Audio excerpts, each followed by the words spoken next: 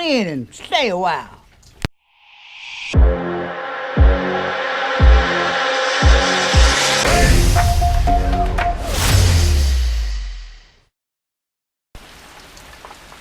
Hey guys,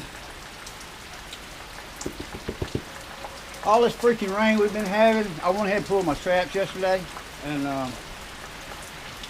I went ahead and I checked all of them, looked for missing trap tags, checked J-hooks, checked the pins, make sure everything was working right. Then I went and boiled them. Now, since it's been raining all day, I'm gonna go ahead and I'm gonna wax them. And anyway, this little video I may not get a lot of views on, which that's okay, I understand. It's kind of a little tour around our old farm and some of the equipment we used to use, some antique stuff, and the first one is going to explain how I got part of my finger cut off, which is kind of interesting. But anyway, just kind of a little tour of some of the old stuff around our place. You know, if you're not interested in that kind of thing, I can understand. I appreciate you tuning in anyway. But for the rest of you, I appreciate you watching, and I'll see y'all later.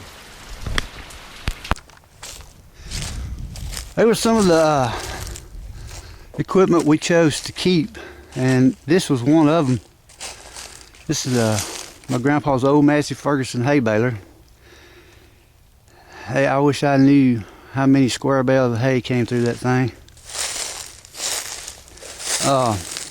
It was in another place on a property, so the wood done growed around it, so we pulled it out and put it back over here, because I don't know, I like coming down here sometimes and just looking at it. But I don't know, I don't remember what year model this was. But the one reason I want to show you this and why we kept it is because, make a long story short, when I was about 12, we were baling hay and the tire went flat on this side. So like I said, there's like 6 or 7 people around doing different things, and the guy that was jacking it up didn't loosen these lug nuts up before he jacked it up. So of course the wheel kept turning, so he told me to grab the wheel to keep it from turning. So like a dummy, I reached down there, even though I knew better, but you know, he was my elder, so I did what he said. I reached down there and grabbed the bottom of it to keep it from turning, and when he yanked on that lug, it fell off the jack and fell on my hand, and my hand was stuck up under the rim of the tire. Yeehaw! Well, I don't know if you can see in the light, but you see that scar right there? It split my finger open. I could see the bone right there, and it cut the tip of that finger off. Luckily, it cut it off just above where my fingernail will grow back. Of course, I have no meat on top of the bone right there. It's just skin and bone. Of course, everybody hollered and come run. They ran over here, and my mama, bless her heart, she reached and grabbed the hay baler to try to pick it up by herself to get it off my hand. Of course, she couldn't. And so my brother came running over here, and my grandpa, everybody tried to get the jack back up under it and to jack it back up, and they started jacking it back up, and my brother reached to grab my hand to pull it out from under the tractor tire, and for whatever reason it fell off the jack again, so it fell down on my hand again. Yeehaw! Finally, they were able to jack it up. They pulled my hand out from under it. So that's the lesson. If you're gonna change a tire on anything, loosen your lugs before you jack it up. Got it? I learned the hard way.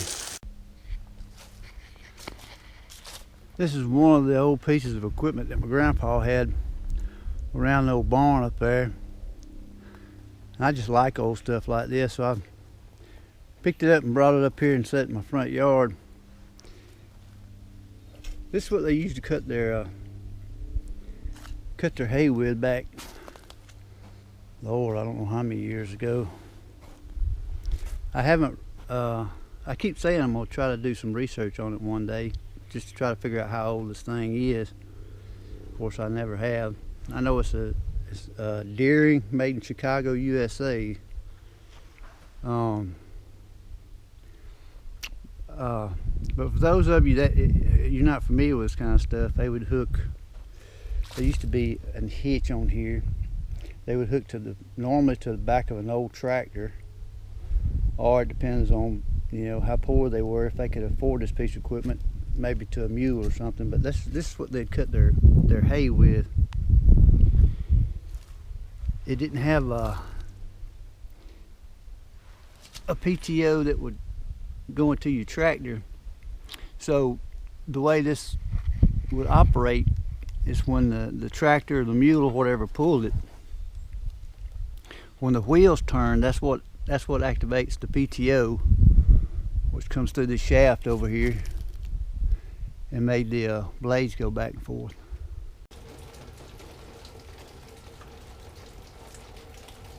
Who are you, and how did you find me?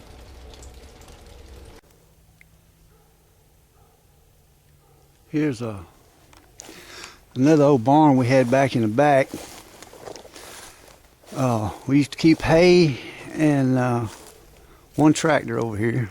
Of course, you can see I used to throw all my fertilizer sacks, but Hurricane Katrina came through and took care of this roof. And we never have done anything with it. It blew all that roof off, all this over here. It really jacked it up. And here is a seed spreader. This is what he used to pull behind his tractor, or depending on what we had going on, either he or I would have this hooked up to the tractor, and this is what he would plant his ryegrass with for the cows. I don't know who's been opening up that top open. That's pretty neat though. That used to be the gauge where you set how much your seed rate.